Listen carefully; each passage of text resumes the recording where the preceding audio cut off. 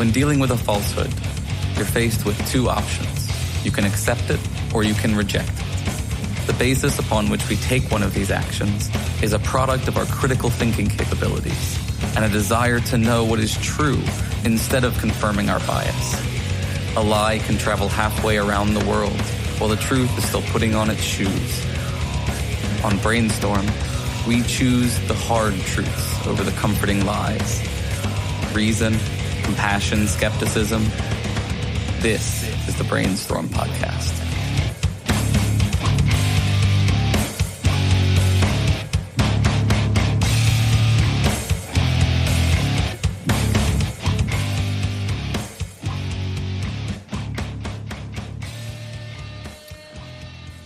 All right. To those listening live or to our patrons, welcome back. For those listening weekly, welcome to the Shift to Reason Radio, the Brainstorm production that tries to educate and inform. We'll take current events and important skeptical topics and try to analyze them critically. Remember, we're live on brainstormradio.net every second Friday, and today is February 16th, 2018. I'm still joined by Lisa, Dr. Lisa. Oh my God, thank you. How did you know? Renee. Hello. Bassett. Hello. Brandon. Hey, hello. Our guest host, George. Hello. And the always amazing Dave. You have to include my degree now. If Dr. Dave. No, I'm bachelor. Dave, comma, B.A., is that right? B.A.? Professor Dave. BSW. I have a BSW. BSW. It's like an SJW, but full of BS. BS. But full of BS. Fucking a lot of Closest BS. thing to SJW you'll get, yeah. Yeah, so that's that.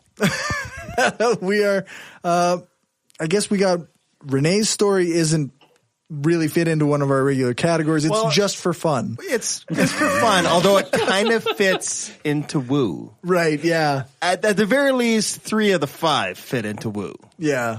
Definitely. So what do you got for us? Okay, so I found this surfing around on YouTube. I found the top 5 martial arts that are bullshit. Okay. Oh, no. Is capoeira on the list? Actually, that's not on this video, but that's in video part 2. Okay. Also bullshit. Also bullshit. Although it's fucking amazing bullshit. Right. But Really more of a form of dance.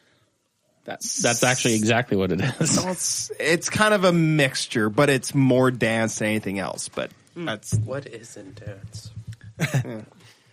So anyway, basically it's the first 3 that were total bullshit. They kind of you can probably lump them together because what it is first one is they called it empty force, and then the second one was no touch knockouts, which is definitely bullshit. bullshit. And then the third one they called it like chi or force field, which is all 3 of them work in this idea that the human body works on chi or inner energy, and you use that to manipulate to use for defense. Like the first one was, I've seen this training video. It's called Dragon Ball. that is the force field one exactly. Nice. Okay, we'll kind of work backwards then. We'll start with that one just because that one's funny as fuck. They showed these people on a beach, where they're focusing their energy and they're just shaking and all this stuff. And if you just focus and focus and focus, then you just throw the energy. 3 episodes later. Yeah. Well, they actually had one where they were focusing the energy and they were supposedly charged at each other to, prove that they will bounce off the force field. No, this poor woman got flattened by the so-called instructor. Just boom, right into the sand. Like it was hilarious. And it's kind of the same thing with the other ones too. Like the no touch knockout. It's the same thing where it was totally. It only works if the other students believe the same bullshit, and and so they're doing their little comes with their attacks, and he waves his hands, and they drop, and all this other shit. And he actually apparently in this video, and I've heard other ones as well, where he had a $5,000 bet that he could take anyone on because he's this grandmaster of this form. They said it in the video as a karate master, MMA karate master or something. I don't know exactly who he was, but he was an actual fighter. And just the guy standing there waving his hands, and the guy just boom, boom, pops him right in the face.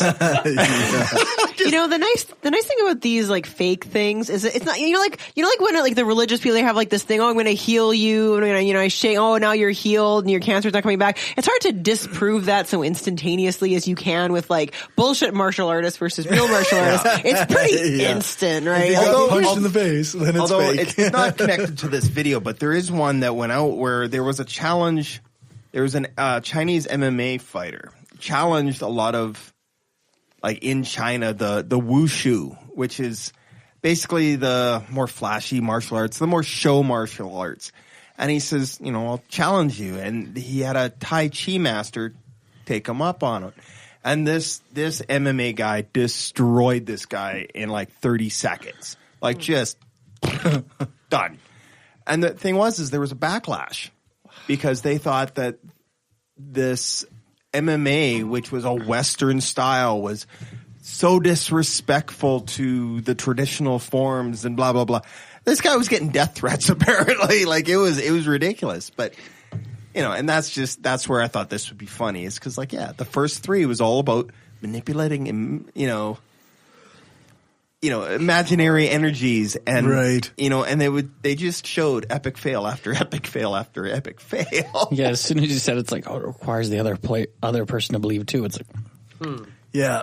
Yeah. And then there was the Russian slap fighting. That was funny. I don't know how to describe it. You have to watch it. It's basically these guys, funny. Like, they're pretty much slapping themselves. Like, it's almost like, you see that cartoon. Well, they do it on Simpsons, where it's like, I'm just going to keep doing this. If you happen to get hit as I'm walking towards you, and like they show them demonstrating it. And at one point, he was holding up a piece of paper, and he's like, "Oh, look at this! I ripped a piece of paper. Like, what the fuck was this?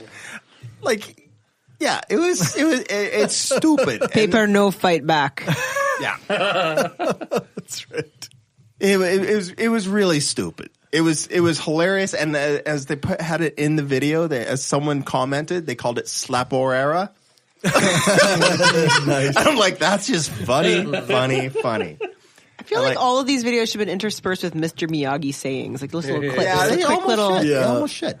But I mean, and then the final one they had, which they said was total bullshit.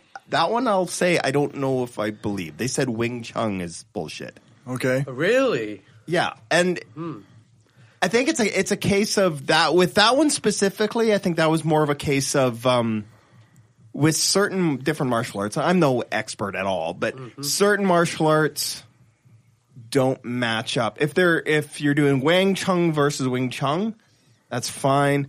But they had a video of a Wing Chun guy taking on a boxer. And it just didn't work. For those who don't know, Wing Chun was invented by Bruce Lee's master. Right? It wasn't invented by him, but he definitely was a huge advocate. Yeah. So I mean, I think a lot of it has to do with, like, for example, there's a lot of martial arts that don't do any grappling. So if you don't do grappling and you get into a real world situation and you end up on the ground, you're fucked, right? Like, you don't have any training. What are you going to do? Yeah, there's that other. That gets into the more gray zone and actual argument of the martial arts. Like, I take Krav Maga, go to any Krav Maga video, go to the comment section, which you never should do. Oh, Krav Maga is bullshit. A Cali knife fighter would destroy you, and a Brazilian jiu-jitsu guy would destroy you, and blah blah blah blah blah blah blah blah blah blah blah, and it goes on and on and on. You can say, at least there's no BJ in our name. Yeah. It goes on. Well, yeah. I can think of comebacks for you. Yeah, exactly. But, you're welcome. But that's where that's a matter of not necessarily full on bullshit. It's just, is it as effective as something else? That's what I was thinking. Right? But sitting there focusing all your chi energy, that's bullshit. Well, some martial arts may be also kind of practiced as an art, right? Like as a fitness or as a motion, but it's not necessarily something that's going to help you in a back alley. Yeah, isn't that or like every what back Tai alley. Chi is to the large point? Like, they kind of talk a lot about magic feelings and whatnot, and energy and flow, and that's a lot part of it's movement and just doing a thing. Yeah, right? yeah. Although some say that it is a martial art, it's a fighting style, but I don't. It's not really a fighting style. Not really. You see, when I was doing strongman, I would often get told, "Yeah, well, this guy could kick your ass." That's true. not my specialty. Exactly, right? Yeah. So I'm a strong man, not a fighter. Was supposed to be like meant for like self-defense, or it's just meant for something like art style fitness? Because I just did strongman for fitness, but people assumed I could fight other people. Right, yeah. Well, just because you're big doesn't mean you can fight. Yeah, I definitely can't fight. I right. get hurt and I get sad very fast, to the point where there's like, starts raining and it's coincidentally on my eyes. Yeah. That's like, that reminds me, because I was always into bodybuilding, not strongman. Mm-hmm. And people go, well, what are you lifting? Well, not as much as that fucking guy. Like, And that's what people forget. Aesthetic. Like, Yeah. You want to look good. You don't want to be the strongest. Yeah, I mean, it's once again. I just thought it was a funny video. Like the more so for the bullshits. The first 3 bullshit ones, and the slap or arrow is just funny as shit. But I just wanted to share my own anecdote regarding the bullshit martial arts. Oh, I gotta hear that. I was a witness and an agitator. I met a guy who claimed to have invented his own martial art. Oh, nice. Did it by watching kung fu movies, and basically Please go on. Makes me think of Key and Peele. He I watch a lot of fighting movies. I picked up a few things. Picked up a few things, eh? He claimed to have basically amalgamated everything into his style. And I had to just it's like, so you've never actually done any of this. Yeah. You've never physically practiced. You've never, it's like all you claim to see is that you'd be able to copy the movements. You're not really Taskmaster, are you? Right. It was bad. But this is a guy who had a history of being completely self-assured regardless of the ridiculousness of his claims. But yeah. The good thing about, let's say, Tai Chi or Wing Chun is that it looks amazing on cinemas. Well, that's the thing is to getting into the more practical side of it. Like, I mean, the thing is a lot of that stuff is in China. My understanding of it, and I could be wrong, distinctly, is that it's developed into what they call wushu, which is the big flowery, flashy show martial arts. The actual practical kick your ass shit. It's not practical for that. Because if you watch MMA, exactly, there's a lot of it where they just kind of look like they're hugging. Yeah, and one of them will kind of like twitched and whack the other guy in the face, which I'm sure hurts a lot and really shitty. And it's all very technical, but it doesn't look that epic. It doesn't look cool at all. It doesn't. It looks pretty gay. They call those tunnel fights. It does. Yeah. It's like WWE. They have their balls on their faces. Yeah. It's all. That's what I loud. mean. It's so much more entertaining to watch a guy who gets this pointless elbow to elbow action and gets knocked out. Yeah. And it's like, how does it happen? But you don't care because the crowd's electrified. Yeah, it's so looks amazeballs. Yeah, but that's exactly. the thing is with the UFC, when it gets to that kind of stuff. And it's very technical, and I've done some of that. I'm terrible at it, but is that it's very technical, and just the standard fans. Oh, that's boring shit. It's boring. It's like you have no idea how exhausting that is and how technical that is. Yeah. All they want to see is the Stone Cold Stunner. Basically, yeah. The WWE shit. They want to see the knockouts. They want to see. I want guys flipping off the top rope. Exactly. It's so cool seeing that. Oh, can they bash each other with chairs now in UFC yet? No, that's how the UFC started. Yeah, that's right. They wanted to be a sport. Put these fuckers in a cage, no chairs. Yeah. Because when they first started it, there was pretty much no rules. There was pretty much no rules, and that's why they got known as human cockfighting. So they had to create rules. Yeah. Human cockfighting. Yeah. Not what it sounds like. Yeah. That's what it looks like. That's the name of the episode. Yeah, that's the new name of it. The gay porn has a name, right? You know what I'm saying? Anyways. I haven't actually seen that one yet. All of the episodes of UFC could be called human cockfighting, and it could be. I can't wait till like Megan hears this podcast. Does What she did you listen? talk about? Was it atheism? I was like, yeah. Wait. Human cockfighting. Anyway, back up. Your significant other listens to the podcast? We try to listen to it together. She's got to be the only one. Oh, Corey, no. back me up. Yeah, Stephanie doesn't listen. Destin's definitely doesn't. Mine doesn't. No. Wow. Well, No when you comment. have it on speaker at home, right? There's very little choice. Listen to in this, that. dear. Yeah. It's fucking amazing. She's like, fuck, I love hate you, these Megan. assholes. And you think these people are fun, hey? And you're going to put it on after you were on it and already listened to it once. I'll be honest, my voice is not very attractive. I will say Yeah, that. I don't want to But- listen to I've never listened to one that I'm on. No, you guys have fine voices. Like, I like listening to it. But man, I'm Everybody hearing myself. thinks is other people's yeah. voices are fun. We're not all Angela and Leo, okay? No, that's true. Angela and Those Leo's two. voices are good. Fuck them. Fuck you guys. I'm glad you're not here and make us look bad. Sound bad. I like you, Angela. Oh yeah, now that we've totally derailed. All right, let's do a woo report. I thought we just I'm not did. a scientist, but if I can tell you your science sucks, then your science really sucks. That just makes no fucking sense. I mean, it's just bullshit. Fuck. Video games do this. All right, Lisa. It's You're my up. turn? You're up. Okay. I'm not good like Renee at like saying stuff and organizing it in a way. I'm judging. I'm not good at this, but I feel passionately about this. So hopefully I won't suck too bad at it. Okay, so let me remind you, before I even talk about my story, let me remind you of David and Colette Stefan, who were convicted in 2016 of failing to provide the necessities of life for their 18-month-old. Sorry, I wasn't sitting right. My bad. Sorry, Dave. I'm the worst. Oh, he's pissed at me now. I can tell. They failed to provide the necessity of life for their 18-month-old son, Ezekiel. So that little boy died of a bacterial meningitis infection. So he got sick in February 2012. At the end of February, they thought he had a cold. It got worse. They thought he had croup. They treated it with smoothies, boy olive leaf extract, garlic, hot peppers, and horseradish. And they used cool air and a humidifier. He seemed to get a bit better, but he went to preschool. He played. He ate.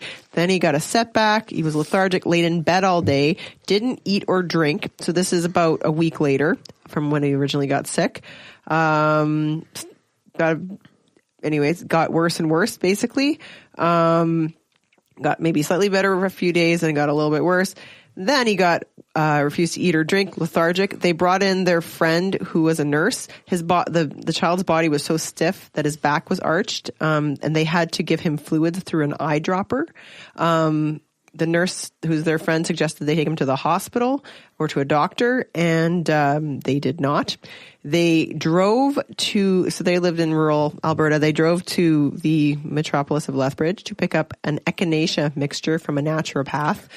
This is while the child was too stiff to sit in his car seat because of his meningitis and had to lay on a mattress in the back of the vehicle. This was maybe a couple weeks. That was about a couple weeks after he was first sick, and then they eventually the next day finally called an ambulance. He was driven to Lethbridge and then helicoptered to the Children's Hospital in Calgary, where he died of meningitis. So this couple, this winners of parents, were convicted of failing to provide the necessities of life, and this was actually upheld by an appeals court, and I think it's actually this case is going to be seen in Supreme Court shortly. Incidentally, I just found out as I was researching this that they had another child since then. They had, they already had two children, as well as Ezekiel. Now they now have a fourth child. So they actually procreated. The sentence they received was, I think he got 4 months in jail and she got 3 months of house arrest. So. Yeah, and meanwhile, the father's David Stefan has gone on social media doing tirades against the justice system and how it was biased and totally unfair and blah blah. So he's not even close to sorry for what's happened, and he has certainly not learned his lesson, because he owns a company that sells Nothing. It sells shill. So he promotes EM Power Plus, a daily multivitamin replacement capsule, which are meant to help with mental disorders such as bipolar disorder, ADHD, and stress. It is distributed by True Hope Nutritional Support, a company that was co-founded by Stefan's father. So this fucker was invited to speak at a series of wellness expos in Saskatoon, Edmonton, and Calgary, I believe, or Saskatoon, Winnipeg, Calgary, and Edmonton. He actually did have several keynote speeches in Saskatoon. Apparently, people came up to him and he was signing shit after.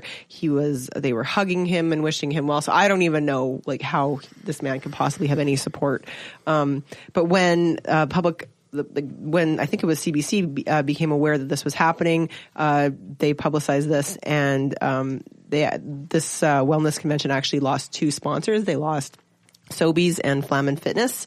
And at that point, the organizer agreed to finally pull this asshole from their speaking engagement. So that's basically what happened. Rick Thiessen, the owner of Health and Wellness Expos of Canada, said he knew about Stephen's history before booking him, but that he doesn't judge him on his personal life, only on his product. Having seen and looked at the documentation and had conversations about what happened, it's between them and their God, apparently. Oh. So the issue that Dave had in terms of being arrested have nothing to do with his healthcare product that he's selling. So that was the argument that guy made. But luckily, he lost sponsors, and he talks also about how he loves trying to book people who are controversial because that's what people want to talk about and it attracts attention. Apparently so, but luckily in this case, I think that. David Stefan not having a platform to sell his. I mean, I guess, I don't know. One part of me is like, well, like maybe he shouldn't be judged his whole life for this one thing that he did. He's paying his debt to society. But in another case, he's actually still just selling schwill. So the same exact it's just thing. He obviously, and he seems so belligerent and so, what's the word? Entitled. He just has no concept of how total retarded, lack of remorse, dumb, unrepentant. Unrepentant, but he just obviously doesn't comprehend how stupid, he has been, and how it caused the death of his own child, and it's abominable. So that was my long ranty woo report. No, that's something. I mean, he should have never been in a position where he got the offer to go to this wellness expo. Though wellness expos strike me as bullshit right off the top. Oh, yeah. So how much good science-based evidence could there be at a wellness expo? Yeah. Probably not much. But, I mean, really, that guy, I don't know. I wish there was a way to make it illegal for them to have children. I don't know. When you consider wellness, it's like, well, they were saving money for a while before that. Their 3rd child or 4th child.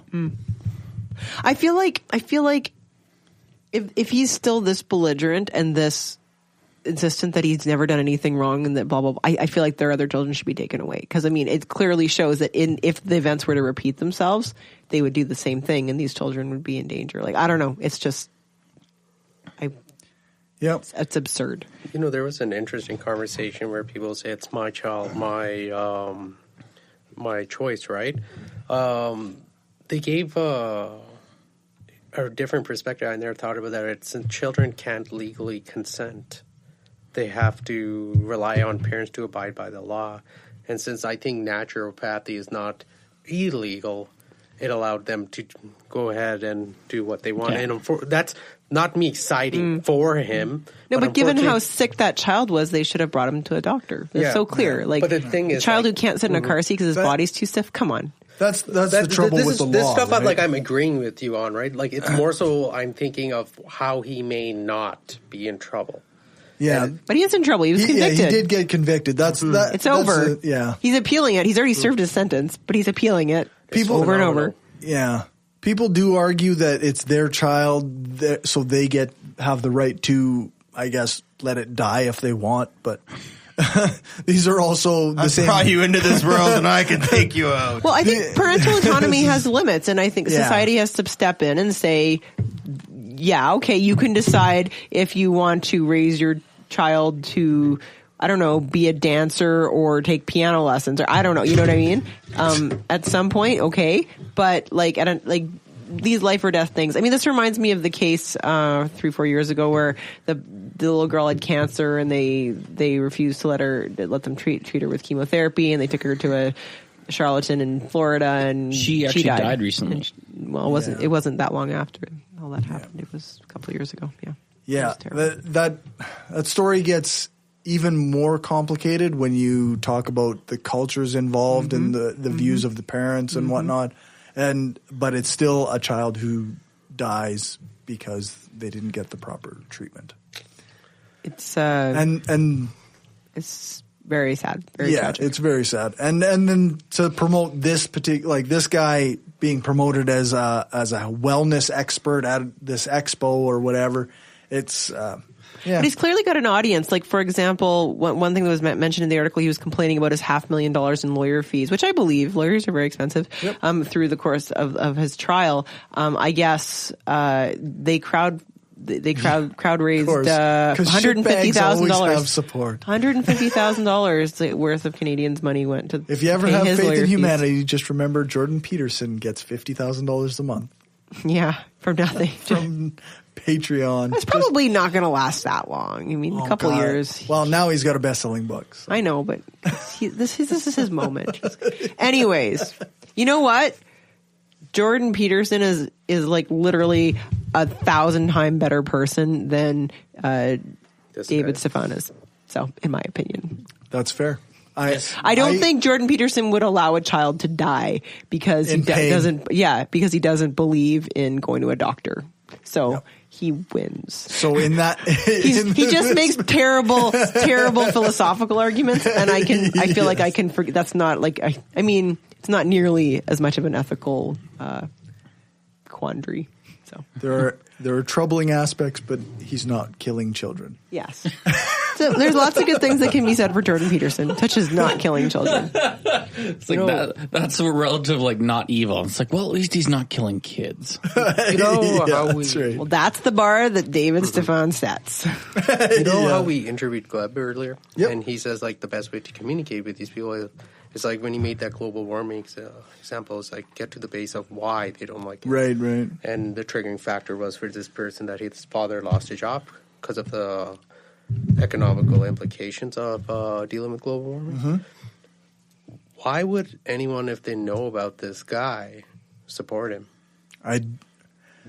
Because that's the tough question. Because they're already emotionally invested in, big pharma is out to get you. Everything should be natural, blah, blah, blah. All these parents tried to do as the best they could, and they didn't know, and blah, blah, blah. And now he's being persecuted and the poor man, his child's already dead, and he's already sad about that. And blah, it's. They tried so hard. They just didn't put enough turmeric in there. Yeah.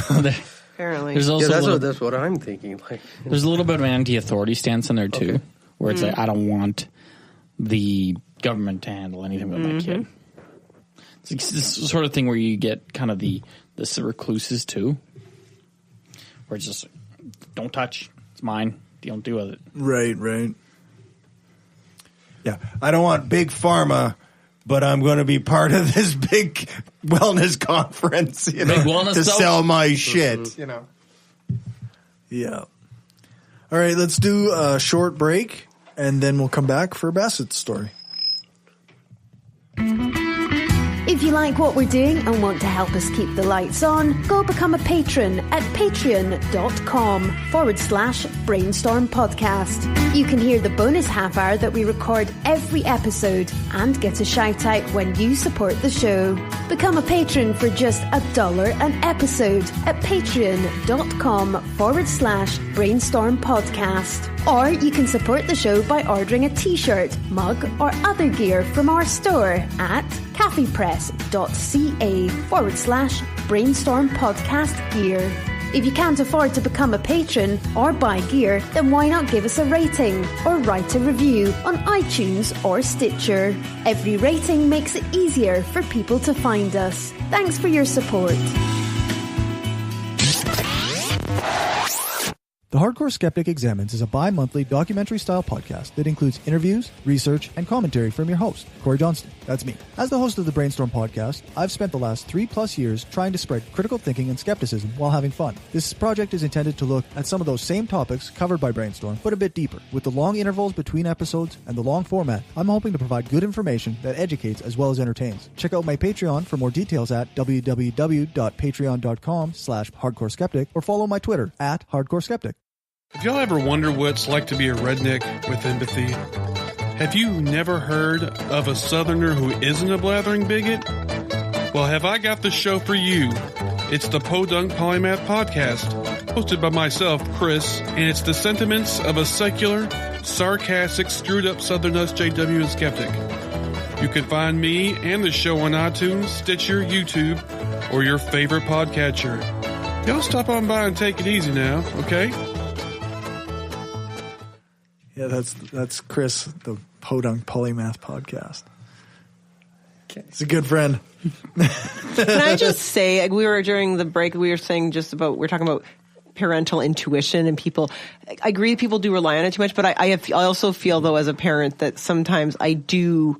Like, I just know that my child's behavior is abnormal for him because I know him really well. I know what he does every day, and I see that he's different than the other kids. I know that his behavior is abnormal. This is not, you know what I mean? And so I can kind of see that argument, but not to the extent that I'm going to risk his life if the doctor's telling me that it's the opposite. Anyways, just thought I'd point that out. No, that's the thing. I think there is an argument to be made there because you're with them every day.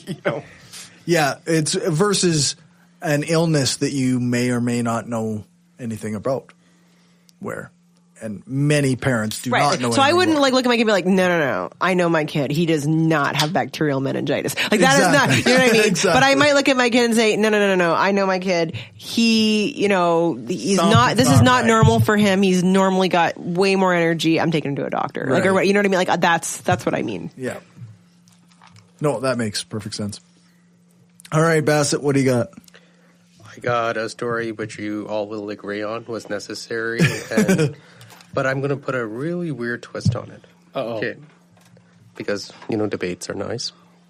So there's this entire Ontario college that stopped its homeopathy program. This college was provincially funded, so your taxpayers went to this program. Once this doctor, Professor Joe Schwartz, heard about this, he got a petition signed with 90 prominent scientists to go ahead and have this program canceled there because essentially it is absolutely useless. There's no scientific evidence behind it, and there's no way something should be provincially funded for this and it's giving students a false hope, and it was canceled there. There's no real backlash about it here. And I'm sure most of you agree. In fact, I hope all of you agree that it had to happen. But it kind of goes into a different direction than I thought it would. Because I was thinking, okay, there's a lot of university programs that students are going to come out of thinking, I don't really need this. It's not going to use this. I feel that way about my degree. It is useless. I didn't need it for my job. So what's the difference with homeopathy? So homeopathy is bullshit. Right. But there's so many aspects about business that's just bullshit. There's a lot of lies in it. There's a lot of conspiracies around it too.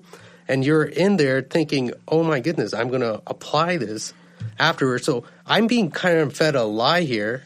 I'm paying massively high amounts of tuition just to go and to come out of it with an enormous debt just so I can write one line at the bottom of my resume. So at what point do we say, what point do we stop choosing what's practical? Because the doctor's whole argument is it's not fair to the students. Right. How is applying a degree that you really use in university and never in the practical life really worth it? There's sometimes you go for the scholarly standpoint, and there is an aspect of where there's some scientists there who do study homeopathy, but just for the sake of saying it's a lie. Right. And that's kind of sad as it is, but there is a department in that here, right? So there's that sort of practicality of studying homeopathy. It's phenomenal. Let's even take it a step back to high school. How much of what you've applied in high school we're using nowadays, right? There's different like arguments and cases for it, but it's a lot of stuff that you got to go ahead and look at the education system and think, where should my taxpayers' money be going? Should it be to teach these kids how to work? Should it be to make them scholarly? Yeah. But the argument isn't that a college on homeopathy isn't practical. In fact, you could argue that if you were just going to argue on practicality, you could say, well, somebody could get their degree in homeopathy and then go out and make lots of money, screwing people out of their money, saying that homeopathy is real. You use your fake degree, your real degree from a real institution to back that up. So economically, you've gotten a job out of it, and that's not the argument he was making. He was saying that you shouldn't be able to get a degree in something that's total bullshit. Business is not total bullshit, right? I mean, marketing is certainly bullshitting people, but the art of how to do that is a real thing that can actually be evidence based with focus groups or with how you're going to do that. You know what I mean? So economics is not bullshit. Finances are not bullshit. Certainly, you may be swindling people in business. Fine, right? And there's a whole bunch of bullshit to working in an office, of course, or to working with other people in any sort of context in any workplace. But that doesn't mean that it's okay for a real, respectable college to be offering a degree in something that's completely invalid.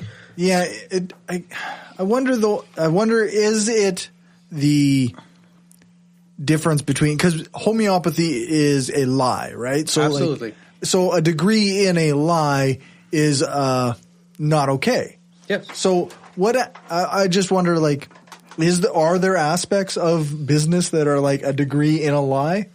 Marketing. No, but I'm kidding. That's not a lie. That is lying. Yeah. That's an evidence-based degree in how to convince people, how to manipulate people, which is anyway. And you can get a degree in it. Yeah. So I'm not here to disagree. But you're not bullshitting around. You're not saying, I'm not saying the whole homeopathy is just right. I'm just more so arguing where does the education, okay, we won't do sell on a lie, but should we be justifying lying as an art? And should we be giving students the option for it? But mind you, I don't know if that's totally ethically, there's an ethical issue there. You go in for a degree in marketing. You are marketing. Yeah. But hopefully no one dies because if someone dies out of the marketing, that's a totally different thing. Yeah. Then your degree is in propaganda. Yeah. Well, part of the question I imagine is, what is the course, how is the course being offered? Is it a science or a medicine course, or is it a course? Yeah. Then if that's the case, then you're selling them something that the idea that this thing works, it does not. And it's also a matter of I read the article, but I didn't quite gather what kind of school it is. Because it's a kind of felt like a community college. Yeah, it's a community college. If that's the thing, is what kind of, it's not a clown college. It's supposed to be giving actual honest degrees, honest. Otherwise, you can get you can make a course and get a degree in astrology. It isn't even a college of naturopathic medicine, right? Yeah. Because that's a thing in some places. You know what, though? It also devalues everyone else's degree, right? So if you have your nursing degree from this college, and now it turns out they also have a homeopathy degree, it devalues your degree. It does a disservice to the other students as well. It makes it look like a degree from Georgian University or whatever. Phoenix Online. Yeah, that's right. Trump University.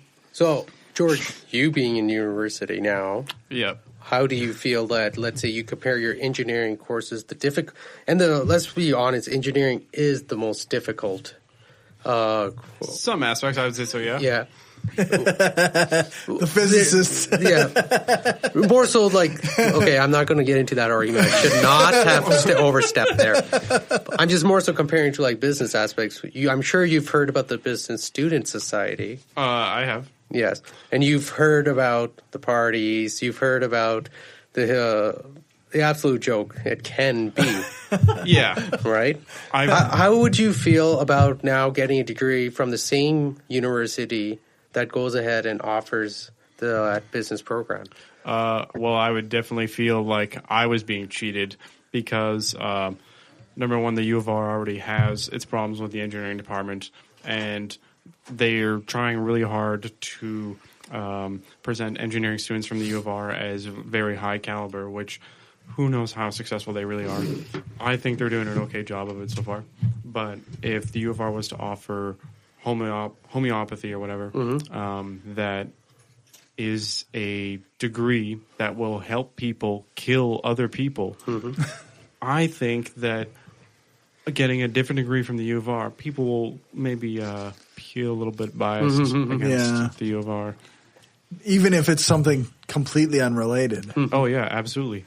U of R is already, it's not the most prestigious of schools. No. So getting a job like with a U of R degree, a lot of people are like, that's a fucking joke. You should go to a real school. And I'm like, well, I think I'll manage. Go fuck yourself. Yeah.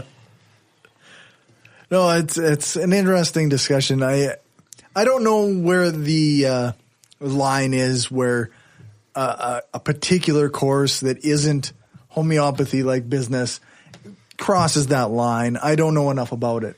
Exactly. And I'm not going to, like, there's many times arts has been given example, and I don't really know about these things, right? Right. But I know that, university should feel like you're there to gain knowledge, not necessarily I'm here just for a job. Yeah. You're there to advance yourself, but then people go into enormous amounts of debt just trying to gain this knowledge, and I feel like nowadays, like, to be knowledgeable, it can be quite costly. Yeah. Or at least the social implication of going to university. Right. I think at least maybe part of yours could be resolved by whether or not it's considered a requirement for the degree. You still have the classes, they do exist, but they're not required to get a business degree, as an example. That's true. Another thing with the homeopathy degree is the reason why the school probably even has that as an option is because they know they can make a lot of money off of that. Yeah. Because people will sink their time and money into it.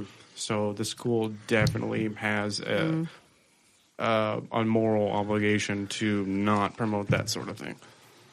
Yeah, it does seem like universities are more and more willing to push ethical boundaries for their bottom line, right? Like, to a very large extent. Like, for example, whatever it is, 50% of university courses at this point are not taught by professors anymore. They're taught by sessional faculty that they hire on a semester by semester basis. They pay them pennies on what they pay actual professors, and they treat them like dogs. They have no benefits, and they get away with it. And they, and arguably the students also get a substandard education. So I mean that's not U of R. That's everywhere. That's Harvard all the way down to what's this university, Georgia, whatever it's called. Yeah, Georgia. So there you go. Yeah, it has always kind of struck me as odd that you hear about students, PhD students, teaching other students. And I mean, maybe that's fine, but maybe it's not. I don't know. It's often people with the PhD at that point, but like it's actually also like the big criticism of it is how you're actually treating those people, right? There's very few jobs as faculty. So whereas in the past they used to offer, you could get a PhD and then go get a job as a professor. Right. You now can't. You have to be a sessional for 10 freaking years. Maybe it's really tough. It's really tough.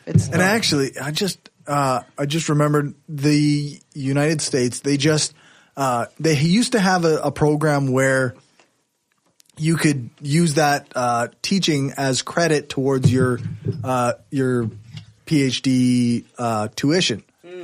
and they just pulled the tax credits off of that. Oh, so now yeah. you can't use that anymore, or schools can't apply that to your and a lot of tuition people's anymore. salary is effectively getting cut because of that. Yeah. Not me. That's not me. I got no buzzing on. All right. With that, I think we'll switch to religious nuttery. Cornerstone, this might be new to some of you. Scripture says that even our righteous deeds are as filthy rags to God. So even the good things that you do, even things like feeding the hungry and clothing the poor and taking in widows and orphans, as nice as those things are, if not done from the place of obedience to and a relationship with God, are completely worthless and disgusting to God. If you're not daily walking in a place of relationship to God, then the news that we have to bring you is that you're on your way to hell right now. What do you think of that? I think that was pretty good. I can tell you've practiced this for a while. That's from the movie Christcore, about the hardcore music scene from the Christian side of things. Okay, I have never. It's an interesting documentary. Heard of that? Made by a guy actually who is from Regina. Oh, it's also part of Corey's litmus test. As long as you don't run screaming at that point, then you might be okay. Yeah. So my story is actually from the Friendly Atheist blog on Patheos, and it's related to Pastor Kevin Swanson, and he had some thoughts regarding the recent case of Larry Nassar. Larry Nassar was a doctor for the United States national gymnastics team, and he was recently convicted of, I'm not sure how many cases of sexual assault and rape. And he has been accused of at least 250 cases. He's over decades. So Kevin Swanson, who is a Christian pastor, said some pretty shitty things. I'm just going to read what he said. There is an infatuation with the body and, of course, the sexual aspects of the body as well. Some sports encourage immodesty, revealing large portions of the body, and this happens in some sports. These are risky sports. Here they are. What are the risky sports? Gymnastics and swimming. These are the sports in which there is an added risk. Why are all of the gymnasts at more of a risk than other sports? Swanson asked. Do you really want your daughters involved in a sport that involves a fair amount of immodesty in which red-blooded American male coaches are interacting with these girls? Or worse yet, where the infatuation of body eventually affects the lesbian coaches? Because that's a thing. That is worse. So basically, molestation by a woman is way worse than molestation by a man. That is that way worse? True. I don't believe you. Yeah, so Kevin Swanson thinks that, apparently you can't control yourself if you're around gymnasts. Girls. Yeah. Who have non-women children. Who have, tights on. We can see their ankles. Or if they're swimming. Right. And he didn't mention figure skating, but I feel like that's also a risk factor. I would think so, yeah. Anything, Yeah, well, they can defend themselves. They got, blades on their feet. Good point. Do you think he'd give a good, religious session on consent? I don't think he knows what that word means. Can you define consent there? I don't think that man could spell it. I don't think Pronounce God got consent when he put Jesus down here. Did Mary consent to having Jesus? I doubt it. You know the story of God? It's always the devil that I could relate to the most here. Yeah. He questioned it and got his ass fucking whooped. To the point where he's the fucking devil. Well, of course, there's different versions of everything, but generally, kind of like that. And I'm just thinking here, the skeptics are the devils in all these stories. Of course. Yeah. We question things. The doubters. We question God. I don't think that we should be molesting women. Really? So I'm just throwing that out there. Yeah, just because they're gymnasts. Yeah. What if, and I'm just throwing this out here. What if they wear clothing that's tight? I Oh, well, maybe that changes everything. No. No. No. I don't know. Kevin Swanson, apparently Christian pastor, super moral, uber, Is this whatever. the same pastor who preaches from his basement to like his family followers? It could be. Could be. I don't keep up on all of these guys as much as I maybe should. You know, Corey, if religion separated itself from politics, do you see yourself being socially conservative? Politically conservative? No, never. No. If like religion had nothing to do with No, it. not even a little bit. Yeah, I was just curious, like, at what point did you push a man to actually say, maybe? Yeah. The problem, at least for me anyway, as far as conservatism goes in the spectrum, is there's an underthread of authoritarianism as you go further right, with the idea that you should just follow the power structures. Yeah. Don't worry. Don't question anything. Yeah. Who's in charge is supposed to be in charge. Let it be. Let it go. Mm-hmm. It's always been that way. So why shouldn't it be always that way? Right. The status quo is the way it should be. Status quo is a non-specific God in this case, if you're detaching religion. I have a question. What point can consent be an iffy term? Like, I'm not like trying to like justify anything. I just am curious at what point, because we know it, like with the Aziz Ansari case, like it's so tough to sometimes to be in that situation and realize, okay, what is consent? I think that I like the push towards the affirmative, enthusiastic consent. Yes, that's what I like. Yeah, like you don't have to phrase it as quite so clinical, but at the same time, would you like to? No, but that's actually what advocates like for consent are now saying. Like enthusiastic consent is what you need. Yeah, like very much like yes. And there are people like, I mean, aren't there apps out there now? Like if people want to hook up, you can like consent like on the app together. Like swipe right. Yeah. No. Like it's an app, consent app. Yeah, Anyways, there's a legitimate consent. Tinder with consent. No, I don't think it hooks you up with anyone. But once you found the person, you can go like check yes. Yeah, like we are right. It's in writing. We're all agreeing. You know, although consent can then be consent can be revoked. So how does that work with an app or a contract? There's an app like I take back, refund needed. Like. But refund? Yeah. So I remember back. I feel like there's like a fundamental. I don't know. Like, I think we've taken a kind of a weird turn here. Talk about a creepy doctor molesting gymnasts. That's and true. A pastor that's saying, "Yeah, no, that's the way it is," and then. Now we're talking about this. I think we've taken a left turn. There's derailed, and now this is a bit more of a derail.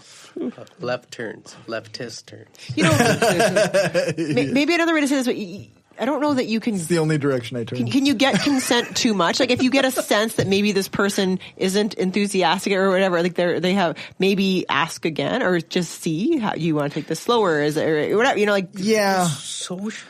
What does consenting too much sound like, though? No, that's what I'm asking. Are you sure? Are you sure? Yeah, I don't know. I don't know. But if you're getting a sense, if that's what I'm saying. If you have doubt, right? If you have doubt, figure it out. It rhymes. There was something I read that was like, the best I can say about our encounter was that I don't think I raped her. That's not a good sign. That's not a good first date. It's not a good any date. That's not a good any date. That's true. I'm pretty sure. You know what? I think it went well. I did not commit any felony charges. It's a very low ethical bar. I think she was okay with what happened. Maybe. Is that still above or below Jordan Peterson? It's right on that line. Is who below? I'm going to need a hard yes or no there, Corey. Jordan Peterson's pretty awful. Okay, we're going to go to your story. Now we get to derail you. Jordan Peterson I can't might actually be more on the consent is implied thing. side of things. Okay.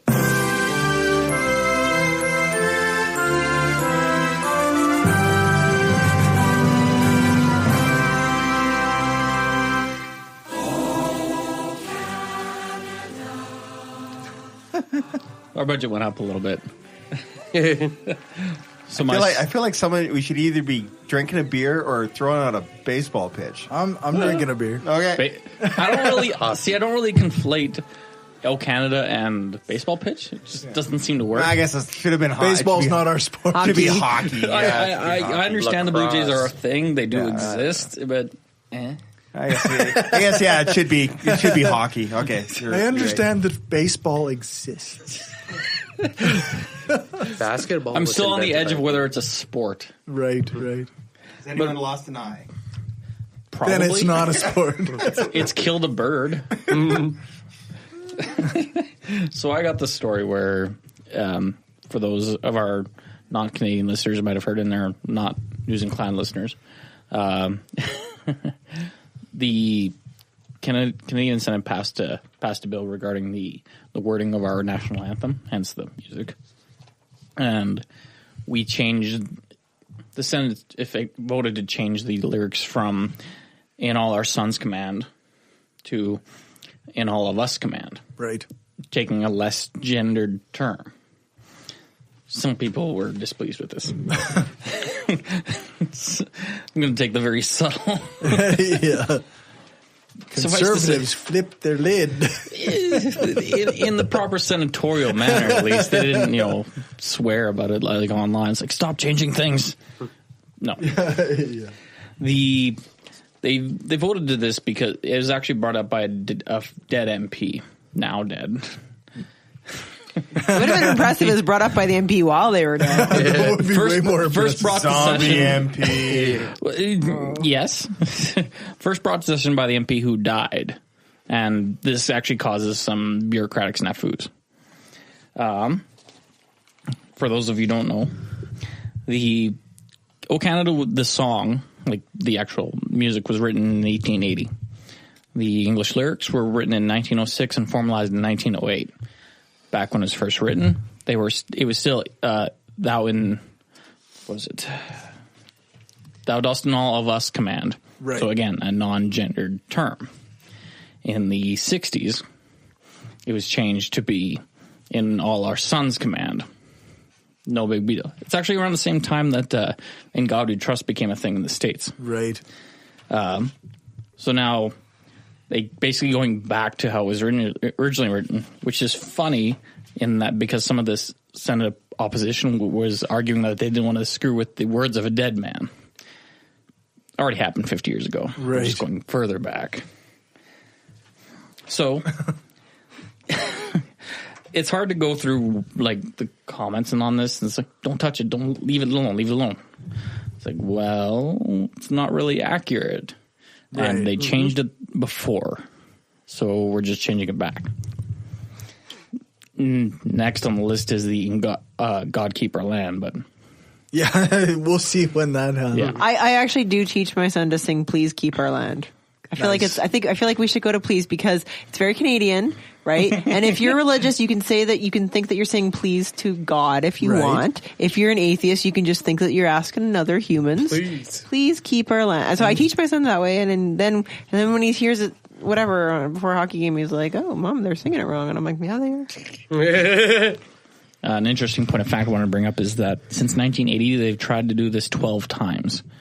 They've tried to change the wording 12 times. Interesting. I wonder how easy it was to change in the 60s. Like, was there a lot of pushback? Was it just kind of no fanfare? Just, change it to All Thy Sons. Right. Do you know, George? What do you remember of the 60s? Okay, so I wasn't even a thing yet. But Canada was becoming a country around the 60s. My school has failed me, so I think Confederation was in 67. Well, 1867 for Confederation, but there's 1931 is when Canada became officially independent from the UK in terms of foreign policy, and it was like 1960 or 61 is when we probably would have changed the national anthem, as we just heard that we did, and we adopted the Canadian flag back then as well. I don't remember if it was 60 or 61, but that would be probably the time to change it, is when we're actually creating our country. Yeah, unofficially it became the anthem in 1939, actually. Oh, okay. I just wonder how much pushback they have. And whose great idea was this? Were they just like, oh, we don't like it? I'm confused about why it was We done in need the to first change place. it to all our son's command for some reason. It or was other. the rationale was For some honoring veterans. Oh, is that right? And of course, at that time, veterans were men. Mostly. I want to actually quote one of the opposition senators for context here. Okay. Senator Platt said, "Clearly, I'm disappointed. It's been a long fight. I believe the Canadian public wanted to say our national anthem, just like they had in the Great Canadian Flag debate. This is an issue for the Canadian public to decide, not just a couple of independent senators. Independent is important because technically Liberal senators don't exist in the Senate anymore in Canada. Right, because they don't want to... Yeah, because they're trying to departisan the Senate. Interesting. You know, I feel like the default political argument is, oh, this has to be a referendum. If you know that you just want to make something so intractable that could never be decided. But what you know what I mean? Like, that's what you mob do. Rule? Like, no, but that's what you go to when you're just like, it's just the easiest thing to, because you know it's just too hard. You're never going to get, you know, it's just. If the majority of citizens got to decide everything, then they would always decide on the status quo, and they would always leave minorities or maybe in the maybe, dust. but like in any event, we have a representative democracy. Get over it. Like, what are you going to do? Right. Like, I mean, I don't know. Like, an issue like this, really? Like, you're going to have a fucking referendum? How much would that cost? Like, fuck off. This is actually why reasons like this are exactly why I dug into it a little bit. Right. Turns out that a few months in May 2017, the Conservative caucus in the Senate, they tried to raise an amendment to the bill. And in bureaucratic speak, when the original sponsor of the bill isn't present to stand for the amendments, they have to basically take a vote and get a unanimous assent in Senate to change the sponsor. And they're not going to get the unanimous assent, so the bill would essentially just cycle through and eventually get forgotten. The Conservative senators tried to propose an amendment to continue with the non-gendered language, but the fact that they were choosing to try to amend it would have caused this bureaucratic screw up. Okay. So it's like an underhanded way to kill the bill. Interesting. Yeah. And then just as another little bit of trivia, the English lyrics that we have, or even in 1908, they're kind of a result of a mistranslated French. Turns out the French lyrics. Turns out the French lyrics have been basically persistent since the 1880s. Yeah, I've got them here, and I'm not going to sing or anything, but what? Come on! I get paid for that. Thank you. I got a 5 somewhere, I'm sure. You're lucky. But it's actually, as far as this goes, it's actually, you might consider it kind of goes to the attitude, but it's actually somewhat more religious on the French side. Okay. Yeah, and they're not getting changed. But even so, it actually doesn't have any gendered references either. Interesting. Yeah. It's the land of, or the particular line would be, glorious deeds circle your brow. Interesting. So, yeah. But it actually also references your arm knows how to carry the cross. Oh, wow. Yeah. Yeah. Huh. But yeah, so yay for one little bit of advancement. I guess, yeah. Like I don't know. I've seen a lot of memes against this. Like conservatives like to make memes. You know, this not like liberals. I never see any you think liberal about memes. it, you know, I don't see any good liberal memes. I do. Come on, I see them all the time. See, the problem is that with a lot of this kind of stuff is why do they have to change it? It's tradition. It's tradition. It's tradition. The problem is you know, why do they always seem to forget that, you know what? It only takes about two generations before something is tradition. Mm-hmm. Yeah. And you just, all you have to do is, look back and, it was that way before. You know, like. That's 50 years ago. It's been that way my whole life. Yeah, exactly. Your whole life. Yeah. your history is an epic of brilliant deeds. That's probably one of the first things I would. That's something that seems to need to be changed. Your history is full of epic deeds. Ton histoire est une épopée des plus brillants exploits.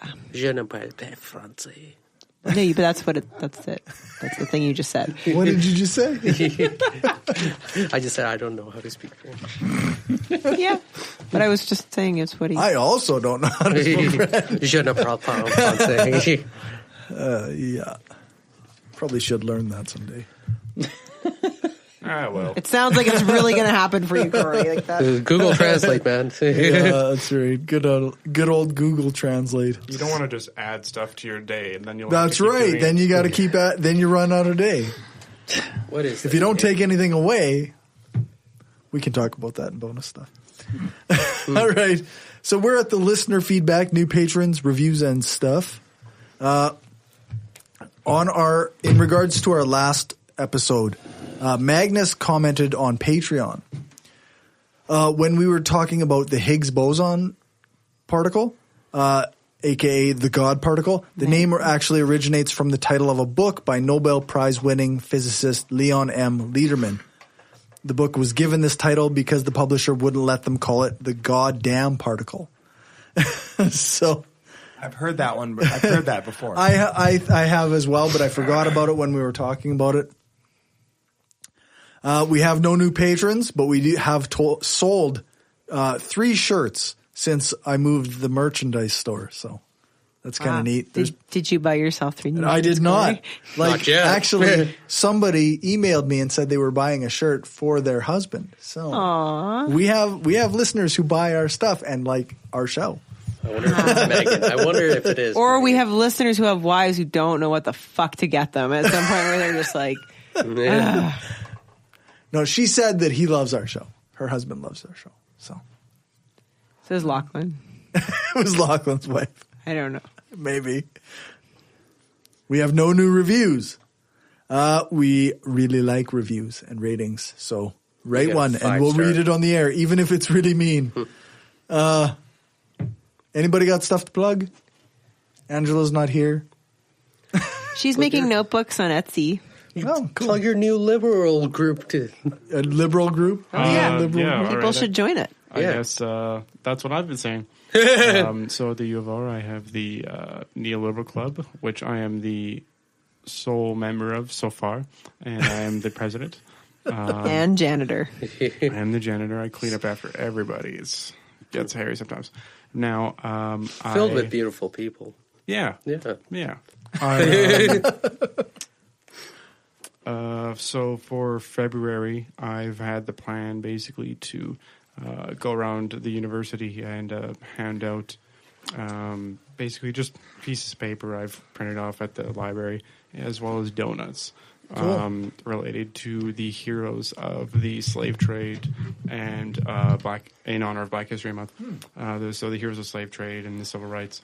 The first person I've decided on doing totally is John Brown, who in the years before the U.S. Civil War, he actually tried to incite an armed slave rebellion in the South. And before that, he actually led militia to fight the pro-slavery militias in the United States. Wow. When he raided a federal armory, got a bunch of guns, and was basically about to try and start this rebellion going.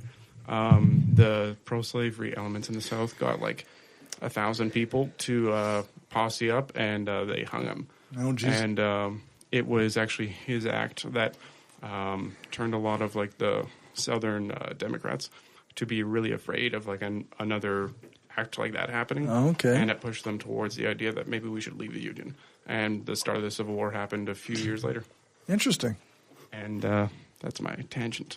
There you go. No, very cool. Dave, you got anything going on? Always stuff going on. You always got stuff going on. That movie I did, Talent, is playing in Saskatoon this week. Okay. At the Rainbow there. So I'm not sure what times or anything, but you can check it out. Oh yeah, there's a really cool screening. Actually, this is really pertinent. This coming Thursday, the 20th? No.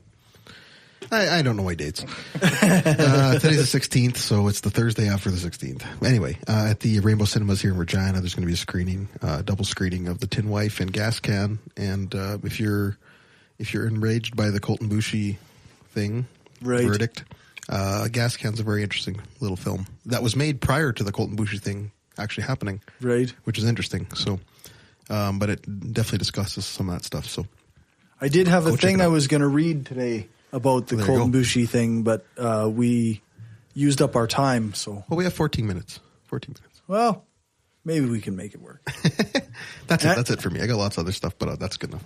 Okay, I was on an episode of The Podcaster's Happy Life, which I don't have the links to yet, but as soon as it releases, I'll post it. I'm not sure if I mentioned it last time, but I was on the By Any Means podcast and talking to Trav Mamone about skepticism and social justice. And yeah. And make sure to go check out the extra episode of Brainstorm Skeptic Studio, where I interviewed Ina Nice Mangos about the political right and the atheist movement. Lisa, you got a book excerpt for I have us? it ready, but if you want to do your Boushie thing, we can do the book excerpt anytime. So it's up to you. Well, I'll just read this off quick.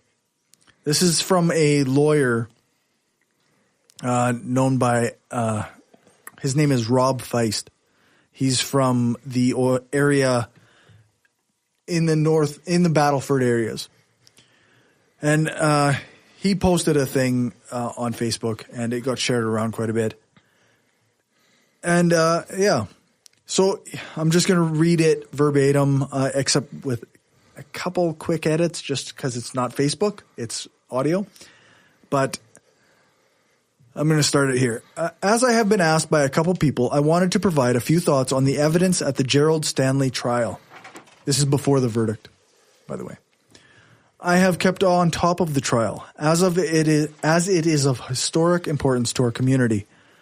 I have followed the evidence closely in person, in media, and on Twitter, and attended to watch summations of the Crown and defense cases this morning. Before talking about the key issues, it is worth talking about what the key issues aren't. First, there is no debate about the basic who, what, when, and where questions. Gerald Stanley held the gun that discharged and killed Coulten Boushie, and the resultant injury was the cause of death. No debate there was a homicide or that Gerald Stanley caused that homicide. All of that is admitted. Second, the case is not about self-defense. All the internet yapping about castle law and property rights came to nothing at trial, and Mr. Stanley did not make a self-defense argument because the defense lawyer, knowing his job, knew that Gerald Stanley was not under threat when the gun was fired. In Canadian law, lethal force in self-defense is only justified in the face of threat of serious injury or death to you or another person. That threat did not exist in this case, and wisely, the defense did not grasp at that straw. This case changes nothing about the right to self-defense, and those nonsense arguments should stop. The issue the jury is forced to decide on, the defense put to the jury, is limited only to the defense of accident, and here's where the evidence put forward by Gerald Stanley is exceptionally interesting. To set the scene on the day in question, an SUV carrying Coulten Boushie and 4 other young people came onto the Stanley farm and was located at various points on the Stanley driveway. Gerald Stanley and his son Sheldon formed the opinion that the young people had come to the farm to steal, and Mr. Stanley and Sheldon Stanley decided to give some form of chase or response. Sheldon ran toward the vehicle and smashed the windshield with a hammer he was carrying. Mr. Stanley kicked out the tail light. After the windshield was smashed, the vehicle carrying Boushie took a hard turn into an SUV owned by the Stanleys, and the Stanleys felt the crash was deliberate and potentially a run at Sheldon. Gerald Stanley ran back to his shed and got a Tokarev pistol. Sheldon went to the house where there were several other firearms. One of the witnesses in the vehicle claimed that Gerald yelled at Sheldon to go to the house to get a firearm, but Sheldon's evidence was that he went into the house to retrieve his keys. At that point, Boushie's vehicle appeared to have been immobilized in the Stanley's driveway, and 2 male occupants exited the vehicle. 2 female occupants and Boushie, who was likely passed out or asleep, stayed inside. Now here's where the crux of Mr. Stanley's evidence on his defense of accident and where Mr. Stanley's evidence becomes... Here is the crux of Mr. Stanley's evidence on his defense of accident and where Mr. Stanley's evidence becomes truly amazing. Stanley claimed while in the shed he loaded the Tokarev with 3 shells. He claimed he thought he loaded 2, but later realized there were 3, the same number the RCMP found had been discharged. Stanley then claimed he pointed the semi-automatic Tokarev up into the air and began pulling the trigger to fire warning shots. He claimed he fired 2 warning shots and after that believed the firearm was empty. After the shots were fired, the 2 males who exited the vehicle ran from the scene, leaving only Boushie and the 2 female occupants in the vehicle. Gerald Stanley then claimed, even though he believed he had only put 2 rounds in the Tokarev, that he had pulled the trigger several more times after the warning shots to make the firearm safe, and nothing happened. He then claimed he opened the slide and removed the magazine, also to ensure the firearm was made safe. Gerald Stanley then claimed he saw the riding lawnmower his wife had been driving parked on the lawn with his wife no longer driving, and somehow formed the belief that she may have been run over by the vehicle containing Boushie. Gerald Stanley then claimed he ran to the Boushie vehicle and wanted to look underneath to ensure his wife was not there.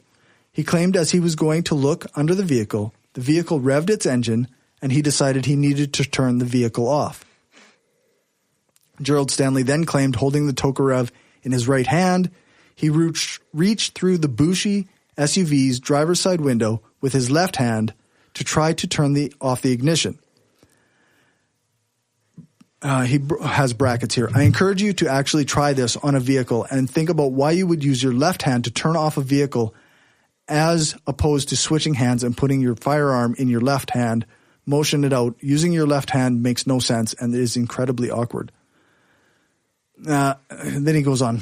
Gerald Stanley then claimed that as he was trying to turn the ignition off, the Tokarev was in his right hand, pointed at Coulten Boushie's skull, and Stanley claimed at that moment a hang fire occurred.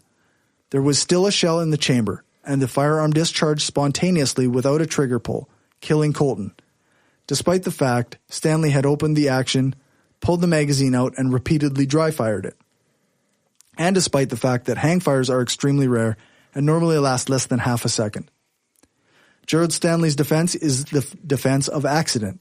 If you believe it, his defense explains all of the physical evidence and most particularly a Tokarev casing found on the SUV dash and Coulten's DNA found on the Tokarev itself. But to believe it completely, you have to accept the following. And then he gives a series of A through H. A. Gerald Stanley did not know how many rounds he put into the Tokarev. B. Gerald Stanley, who believed he or his family were under threat, loaded his firearm with 2 shells and then fired both shells in the air, leaving his firearm empty and useless for defense. C. Gerald Stanley tried to make the Tokarev safe by repeatedly pulling its trigger in the air. D. Gerald Stanley took the time in this situation to make the Tokarev safe before proceeding to the vehicle he believed he had run over his wife. E. Gerald Stanley believed the Boushie SUV had run over his wife, even though there was no explanation for his belief other than his wife not being on the lawnmower. F. Gerald Stanley went to the window of the vehicle to turn his vehicle off to immobilize it, even though the driver had exited the vehicle and Coulten Boushie, the person nearest the steering wheel, was asleep or passed out. G. Gerald Stanley used his left hand to attempt to turn off the vehicle, keeping the firearm in his right hand, even though he claimed the firearm was made safe, and using your left hand through a driver's side window to turn off an ignition is incredibly awkward. And H. Gerald Stanley experienced a hang fire, an extremely rare occurrence in itself, with a duration of many seconds and almost impossible length of time for a hang fire. At the precise second, his Tokarev was aimed at close range at Coulten Boushie's skull. Points A, C, D, and E, and F make Mr. Stanley's story hard to believe. Points B and G make simply no logical sense whatsoever. Point H is beyond reason and is a submission somewhere along the lines of the magic bullet of JFK. That shot JFK. While the story raised by Mr. Stanley is not impossible, in the way that suggesting Coulten Boushie died of a heart attack 10 seconds before he was shot is not impossible, in my opinion, it is an extreme stretch to suggest that such a story of this level of credibility should raise a reasonable doubt as to Mr. Stanley's intentions. This is what I have reviewed as a fair synopsis of Mr. Stanley's evidence that the homicide of Coulten Boushie was accidental. This post included a CBC article outlining the events as well as a various testimony in the trial. I'll include a ton of links in this as well.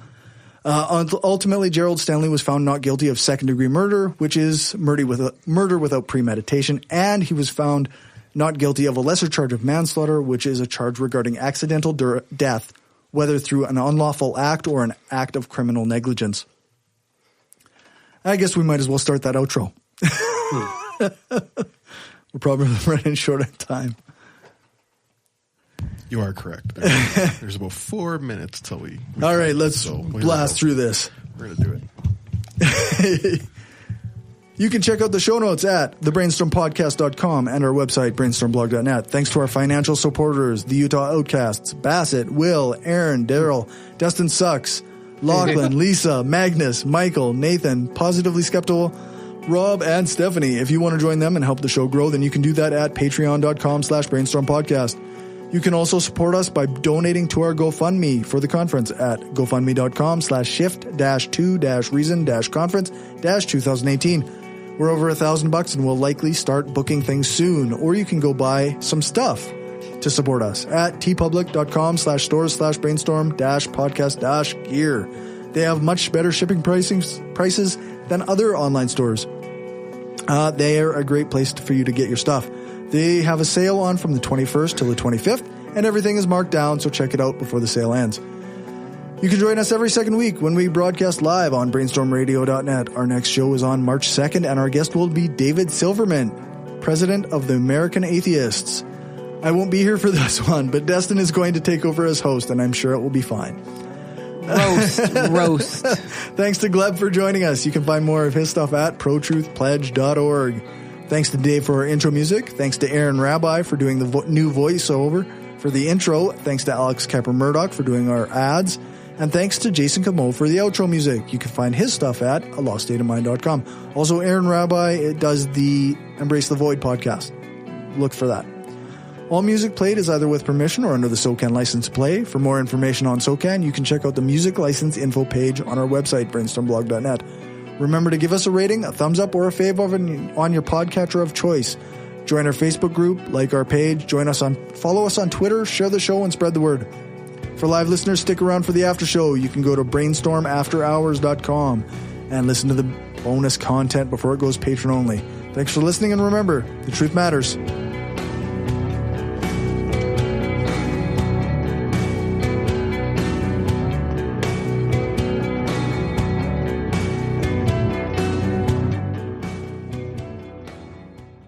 This is an opinion-based podcast. Each person on the podcast is responsible for their own opinions, and those opinions don't necessarily reflect the views of the rest of the panel. Any guests or anyone associated with the people on the podcast, such as spouses, partners, children, other family members, friends, or employers. No one person speaks for the podcast with the possible exception of Corey, and he doesn't speak for anyone else on the show. The Brainstorm podcast does not represent the views of our sponsors. We just wanted to say thanks to everyone who listens to us, shares the show, gives us a rating on iTunes or Stitcher, or supports us through Patreon and Gumroad. We don't have a lot of interactions with our listeners, but what we have had proves that we attract some of the best people around. Smart, kind, and cool. An audience truly worthy of the titles hardcore and woo-free. Thanks for helping us make the world a smarter place.